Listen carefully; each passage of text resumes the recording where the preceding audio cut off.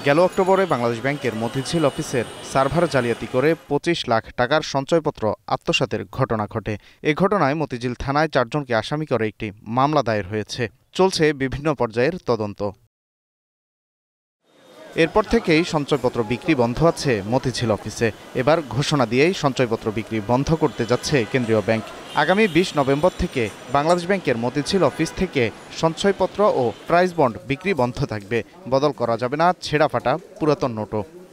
Bangladesh bank যেহেতু এটা তার কোর ফাংশনের মধ্যে পড়ে না, এই জন্য এখন থেকে বাংলাদেশ ব্যাংক কয়েকটি সেবা বন্ধ করে দিচ্ছে জনগণের জন্য। এর অর্থ এই না যে জনগণ সেই সেবাগুলো থেকে বঞ্চিত হবে, কারণ সারা দেশে বাংলাদেশ ব্যাংকের সংখ্যা তো ৮-১০টি ব্রাঞ্চ শাখা অফিস, কিন্তু শত শত বা কয়েক ১২,০০০-এর উপরে ব্যাংক শাখা রয়েছে যেগুলো এই সেবাগুলো দিয়ে থাকে।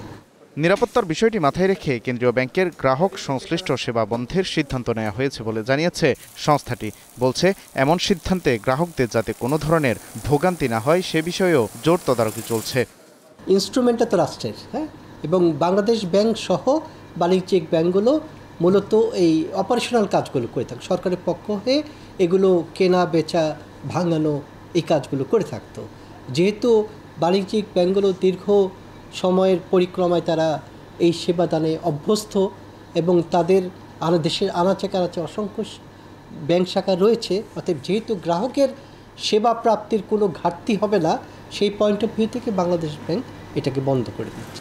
গেল সেপ্টেম্বর পর্যন্ত হিসাবে গ্রাহকদের ৩,৪০,৪৪৫ কোটি টাকার সঞ্চয়পত্র রয়েছে।